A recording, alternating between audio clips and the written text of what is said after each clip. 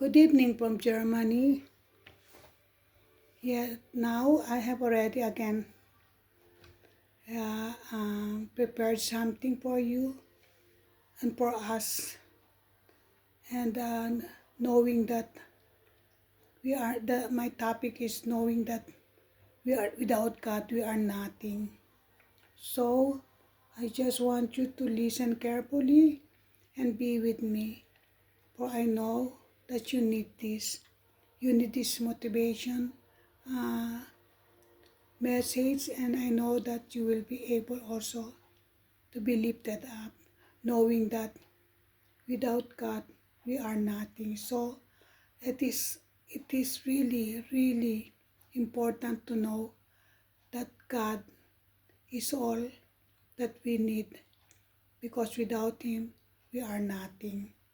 So listen carefully, my beloved in Christ. What you about to hear is just a devotion or a simple prayer. This is a holy declaration knowing that has power to awaken our faith, realign our perspective, and ignite a divine fire within our spirit. This very moment holds the potential for a breakthrough, a sacred invitation to step into something far greater than yourself, because without the Lord, we truly are nothing. No strength, no purpose, no lasting power apart from Him. And if you've ever walked through weakness, discouragement, or felt your efforts fall flat, this prayer will break through the illusion of self-reliance and lead you into the fullness of God's limitless grace and nearness. As you enter into this prayer today, prepare your heart, open your spirit to receive truths that will reshape your thinking and breathe new life into your soul. Will discover that God is not far off. He is the breath that fills your lungs, the foundation beneath your feet, the shield that protects your heart, and the light that leads you forward. The praises of our God are eternal and mighty. His faithfulness outlasts time itself. His love never fails. His power is stronger in our weakest moments. Now, in the time to lay, now is the time to lay down our fears, our doubts, and our burden, because when we confess that apart from Him we can do nothing, we will make room for supernatural strength, heavenly insight, and blessings that cannot be stopped. By the end of this prayer, expect your heart to be overwhelmed with divine peace. Expect fresh courage to face every storm. Expect joy that no circumstances can diminish. You will rise full of God's promises of victory, abundance, protection, and overflowing grace. Your faith will be reunited. Your soul will be lifted high, anchored in the truth that God's presence is your true source of life. And this is not only for you. As you immerse yourself in this sacred moment, I encourage you, share this message of hope. Share it with those you love, with friends, family, or anyone who needs to be reminded of their priceless worth in God's eyes and the unshakable power of His presence. Leave your testimony in the comments, please. Your words may be the very encouragement someone else needs. Click like to help more hearts encounter this truth. And if you haven't yet subscribed and walk with me as we build a community rooted in worship, faith, and the enduring strength of God's Word, never forget, Lord is worthy of all praise. His name is above every name. His glory fills the heavens on the earth. His mercy greets oppressed each morning. As the psalmist said, "The Lord is my strength and my song. He has become my salvation." So let us lift up our voices together and magnify His holy name. Because apart from Him, we are nothing, but through Him, we are more than conquerors. Right now, prepare to enter a sacred moment of deep connection with God. Still your heart, quiet your thoughts, and open your spirit to receive what only His presence can offer. This prayer isn't just word, it's a divine invitation to shake loose every chain of pride, self-reliance, to tear down walls of discouragement, and to awaken the eternal truth. Your identity, your strength, your worth, they come from Him alone. He is your hiding place in times of chaos, your song in season of sorrow, your everlasting hope that never fades. So as we begin, declare this with all your heart. Lord, without you, I am nothing. I lay down all I am and all I long to be. Let your mighty power work through me today and every day. Stay with me until the end of this prayer, because what God will speak into your soul may change the course of your day or your life. You won't leave this moment the same. You will rise renewed with faith, blessing, and gratitude overflowing for the one who is always near, who never lets us go. So now, are you ready? Let's lift our hearts in praise. Let's pray with boldness. Let's step to this day, clothed in the strength of the Lord. Heavenly Father, maker of all that is seen and unseen, we come before you in quiet reverence, fully aware that without you we have nothing. If you didn't breathe life into our lungs, if you didn't guide our steps, if you didn't cover our soul with your love, we would be lost and completely without power, Lord.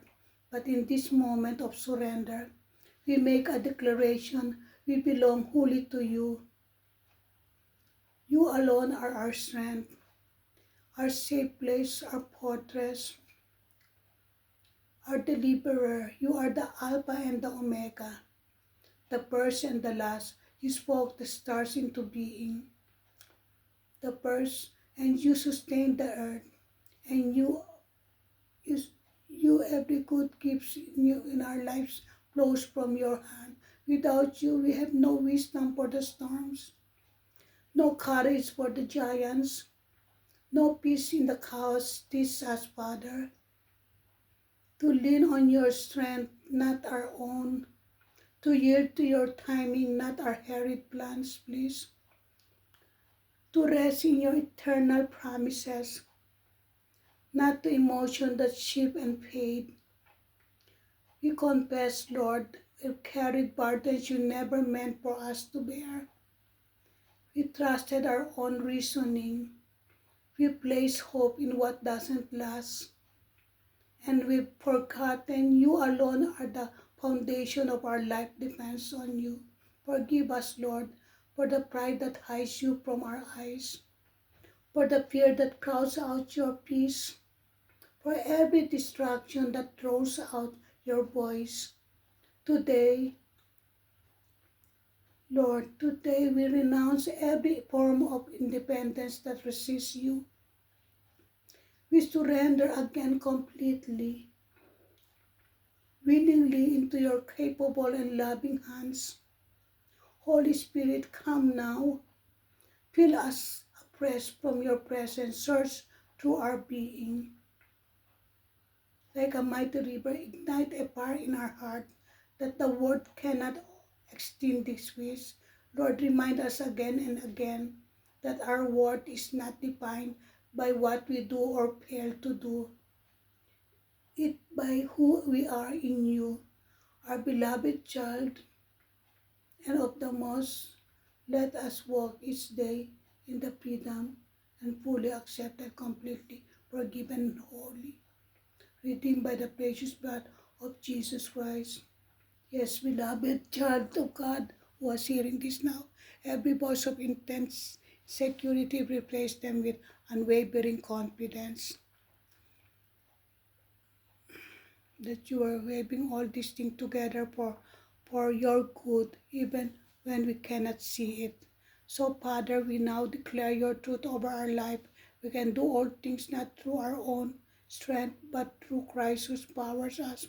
When the storms rise and the wind rages, we will remain steady, for you are our anchor, our deliverer. Your word is the light that guides our path, the shield that protects our heart. We embrace it, Lord. It is our compass and overcovering help. We to dwell in you, word morning and night. Spirit of God, may we be renewed to your wisdom and grace.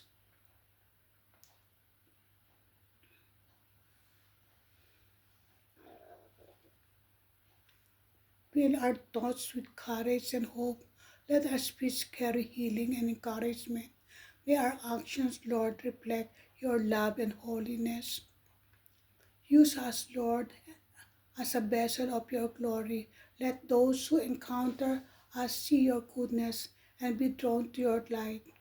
We choose not to walk in fear or anxiety because we know this truth.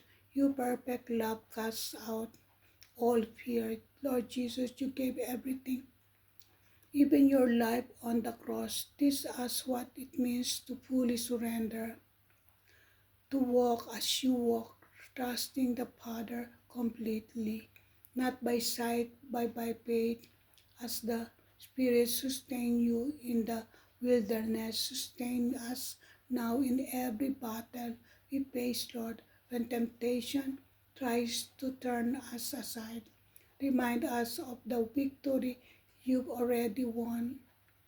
When discouragement knocks at the door, remind us of your resurrection power. And when loneliness creeps in, whisper to our soul that you are near, that you have promised never to leave us, never to forsake us.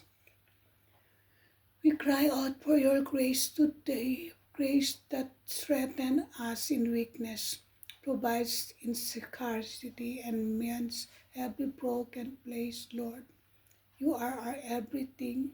Without you, plans fall apart, dreams lose meaning, and our strength disappears. But with you, mountains move, chains break, miracles unfold. Today, we boldly declare, you are the source of our life, our joy, our salvation.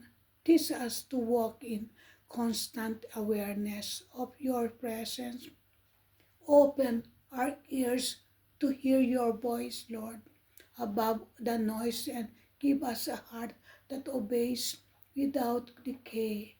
Let your peace, the kind that transcends all understanding, our mind and soul in Christ Jesus. Thou rises up, help us fix our eyes on our Lord Jesus, the author of and the perfecter, the finisher of our faith. May our trust in you become our shield and our song, our banner in battle and our anchor in every storm. Father God, we bring every part of our life before you now, family, our work, our health, our finances, our relationship, and the dreams you place in our heart. We ask that you pour out your blessings in alignment with your perfect will. Teach us to live with open hands, to love with a pure heart, and to serve with unshakable joy. Fill us with the fruit of your Spirit, love that heals, joy that sustains, peace that calms, patience that endures, kindness that restores, goodness that reflects you, faithfulness that perseveres, gentleness that comforts, and self-control that honors your name, Lord. Let our life be a living testimony of your power to transform even when we walk through seasons of disappointment, loss, or uncertainty. Help us to trust that you are weaving every detail for our eternal good and for your glory. Strengthen our faith, Lord. Make us steady in the storm, resilient in the fire, unshakable because you because we are rooted in you. Thank you for your unfailing love. Thank you for mercies that meets me as fresh each morning. Thank you for the cross where the Lord Jesus paid the price so we could stand blameless before you. Thank you for the Holy Spirit who empowers us to live in victory and truth. We lift up your holy name and give you all honor. We boldly declare without you we are nothing. But because you live within us, we are more than conquerors through Christ. We will not dwell in fear or doubt. Today, we choose to walk in the light of your presence, to speak faith-filled words, and to live in full obedience to your will. Let our life bring honor to you, Lord. Help us to remember throughout this day your strength is revealed in our weakness. When we are weary, you lift us up. When we are lost, you lead us home. When we are broken, you bring healing. We embrace this dependence because in it we find real power as a step into this day. We do so with courage and peace, knowing that the Lord of hosts is on our side. We are not alone. We are not abandoned. We are not overlooked. Fill us with joy. Surround us with your peace and lead us in the path of everlasting love. Almighty God, as we rise and as we confess this truth, apart from you, all our efforts fall short. Our talents, our intellect, our passion, they are nothing without the breath of your spirit. Without you, we are like a tree without roots, easily tossed quickly warm, but with you, we are planted beside living waters. We thrive in every season and bear fruit for your kingdom. Teach us to live every moment in holy reverence. Captivate our heart with your splendor until every distraction loses its power. Fix our eyes on you completely, constantly, reverently. Ignite in us a hunger that never dies, a thirst that only you can satisfy. Stir our soul for your word, your wisdom, and your will. Holy Spirit, we ask you to awaken our heart and sharpen our understanding.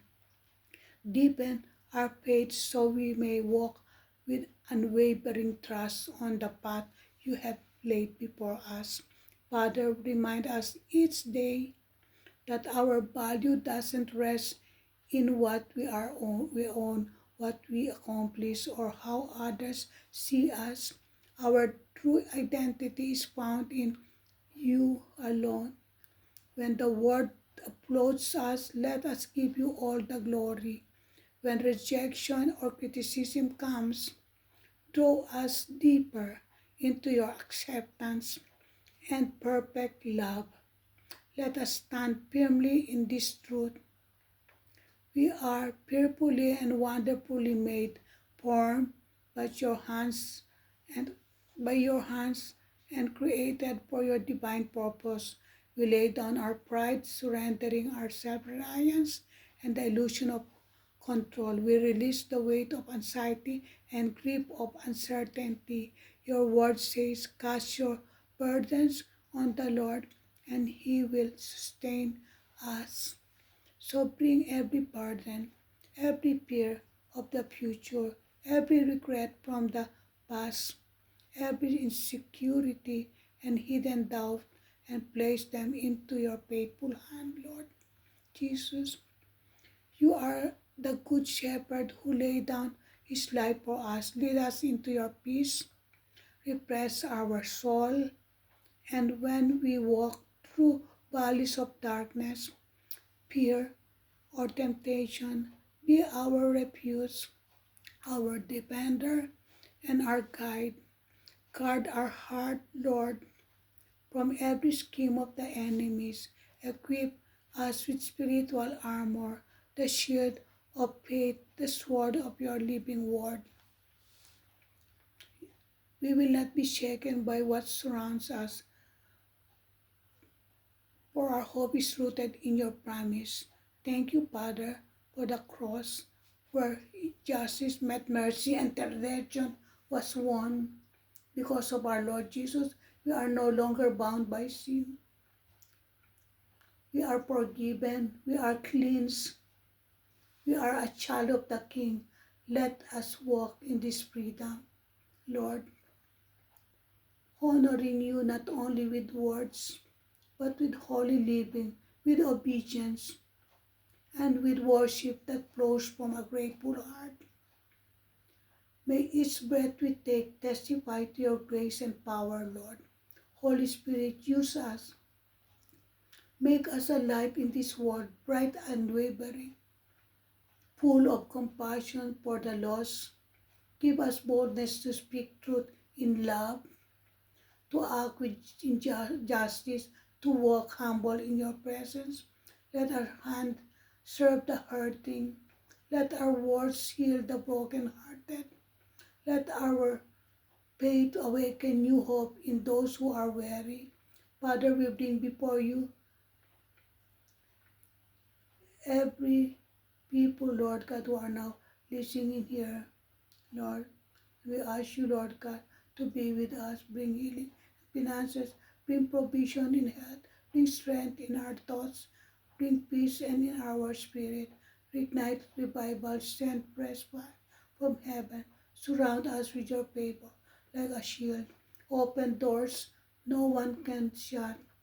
Close every path that would lead to harm. Order our steps, Lord, and let our life be a vessel of your glory, Lord. Teach us to wait with patience and to serve with joy. Help us to recognize that what looks like delay is often divine preparation. When the enemy whispers discouragement, remind us greater is he who is in us than he who is in this world. Give us persevering spirit, endures with hope, running the race with our eyes look on our Lord Jesus, the pioneer and perfection of our faith. We ask for divine wisdom today. Guide our steps, illuminate our choices, and grant us discernment to hear your voice amidst the clamor of the world. When we are tempted to stray, draw us back with cords of love. When we grow weary, renew us with your strength. When we feel alone, overwhelmed with us with your nearness, help us cultivate grateful heart in every situation, choosing thanksgiving in both the sunshine and the storm. Thank you for mercies that are new each morning, for your unfailing faithfulness, and for the peace that goes beyond all understanding. We make the choice to praise you continually, Lord, lifting up your greatness to all who will listen. And Father, lift up those who will hear the priest's prayer. Touch them deeply. Stir their souls, Lord. Break down every wall of doubt and despair, Lord. Let this moment, Lord, ignite hopes, spark passion, and awaken a hunger for your presence. May they encounter your love in a tangible way, receiving strength for today and unshakable hope for tomorrow. Use, Lord God, this prayer to bring transformation to hearts and lives. Lord, we confess again, without you, we are nothing. But with you, we are more than conqueror. You have called us to live in victory, not defeat, in freedom, not fear, in abundance, not lack. We declare that today we will step into the fullness of your promises. We will walk by faith, not by sight. Even when the road is unclear, we will trust in your perfect goodness. Thank you for the sacred gift of life and the privilege of serving you today, Lord. Let every word I speak, every thought I entertain, Lord God, and every action I take be a reflection of your glory. Make me a living sacrifice, holy and pleasing in your sight. As I continue this day, remind us, Lord God, that true greatness comes in surrender. True strength flows from dependence on you. Without you, we are empty. But with you, we can do all things. We surrender every part of our life into your hands. Lead us, guide us, use us for your purpose and glory. Holy God, as we continue in this posture of prayer, we open our heart wide. We are ready to receive all that you long to pour out upon us. Speak, Lord, your servant is listening. Move powerfully in our life. Let your presence surround us, Lord. Your peace anchor us with your love. Consume every part of whom we are, Heavenly Father. As we bow once more, we are reminded that every breath we breathe is a gift from you. Each heartbeat is held by your grace. Without you, we would fade into nothing. But because of your Spirit guiding, we can walk in light and truth. Lord, you are our life, our hope, our everything. We surrender all that we are and all that we have into your capable hands, fully trusting that you will guide us according to your perfect will. You alone are worthy of all honor, all glory, and all praise. Your name is exalted above every other name. You are the King of kings and the Lord of lords, enthroned in majesty, yet ever so near to our heart. Your wisdom outshines the greatest intellect. Your strength surpasses every force, and yet your love is gentle, personal, and deeply intimate. We worship you, Lord, for your unwavering faithfulness, for mercies that never run dry, and for grace that lifts us every time we stumble. We confess without you we are frail and exposed. Life's burdens overwhelm us, and our strength often falters, but in you we are renewed. With every sunrise, you fill us with courage, restore our joy, and calm the storm within us by the power of your presence. Teach us to remain in you, steadfast and rooted in your life-giving venue, that we may bear lasting fruit for your kingdom. Forgive us, Father, for the times we learned on our own wisdom, trusted in our own strength, or pursued our own way. For every moment we are doubted your provision or neglected to seek you first, mercy. Today I will lay down all self-reliance. We choose instead complete dependence on you, on your voice, your guidance, and your divine power. Holy Spirit, we come and fill us with you. Light a sacred fire within us that burns away fear, doubt, and complacency. Empower us to walk boldly in the purpose you set before us. Let us hear your voice with clarity and respond with immediate obedience. May our life become a radiant testimony of the transformation only you can bring, Lord. Father, we thank you for every promise you've spoken over us, promises of peace in chaos, provision in need, protection in danger, and purpose in uncertainty. Your word declares that you will never leave, not forsake us. You have planned to prosper us, not to harm us, plans filled with hope. And in future, we cling to these truths, knowing they are anchored in your eternal faithfulness as we step into this day. We ask for your covering over our heart, our mind, our body, and our spirit. Shield us from the enemy's schemes, whether visible or unseen. Guard us from discouragement. Guard our minds from confusion. Envelop us in your presence, and station your angels around our home and our loved ones. Lord Jesus, you are our Savior and our closest friend.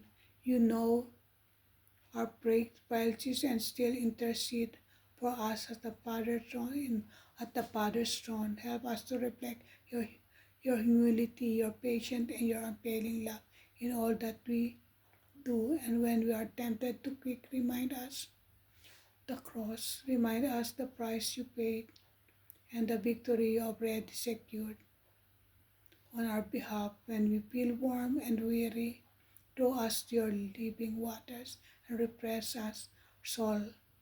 Thank you, Father, as we ask this in the mighty name of our Lord and Savior, Jesus Christ, our King, forever and ever, and in the power of the Holy Spirit. Amen.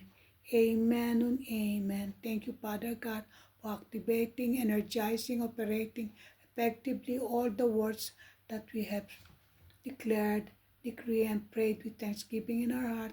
In your name, Lord Jesus Christ, thank you for sealing it with your most precious blood.